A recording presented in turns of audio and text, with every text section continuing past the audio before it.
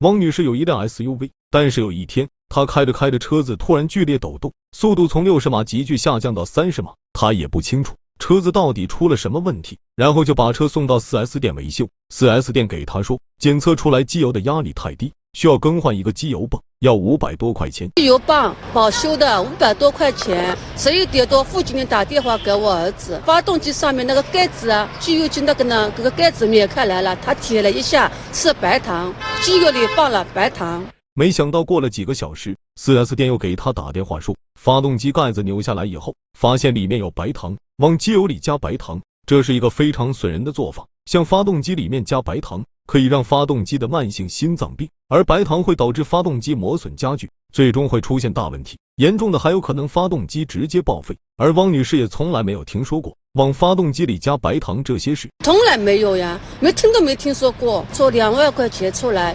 先清理，修不修得好还不一定的。 4S 店给他说要修好的话要2万块钱，而且还是初步的估算，往机油里面加白糖，这肯定是人做，因为车子才买2年，还在保修期以内。汪女士想让 4S 店保修，但是因为加白糖是人为的， 4S 店说不属于保修的范围，但是汪女士认为自己也不可能向发动机里加白糖，也不可能去承担维修费。而关于白糖的来源，汪女士说可能是2个来源，她第一个怀疑的就是 4S 店，因为 4S 店在短时间内在故障原因方面换了2个说法，还有一个怀疑的就是一家汽修厂。之前汪女士发生一个交通事故，然后在那个汽修厂修理过，但是哪次修理只是保险杠和外部油漆，发动机里面的白糖究竟是哪里来？ 4S 店工作人员说，汪女士来之前发动机里面就已经有白糖了，就是因为白糖在发动机里面才导致发动机突然出问题，所以这个白糖来 4S 店之前就有了。他来的时候故障灯都已经亮了，有故障码的啊，就报故障码是机油压力过低。这白糖是怎么来的呢？这个说法肯定是人为，不可能无缘无故有白糖啊。当时我发现了，我马上就打电话给客户，他这个是3包车还是属于包退包换什么的，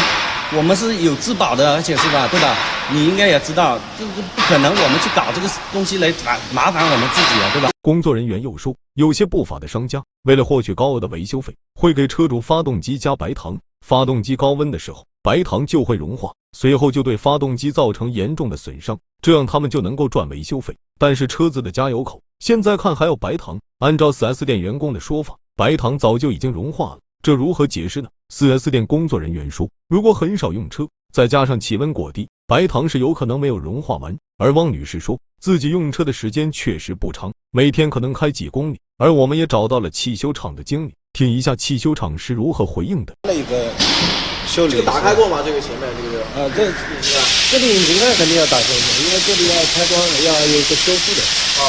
但是没有动过机油部分。机油部分我们因为不需要修。汽修厂的负责人说，他们根本就没有动过发动机，他们可以提供监控，以证实自己的清白。4S 店说，他们的监控录像已经超过3天销毁了，但是可以通过数据恢复出来。我们必须知道一个事情，向发动机里面撒白糖是故意损坏他人财物，是一种犯罪的行为。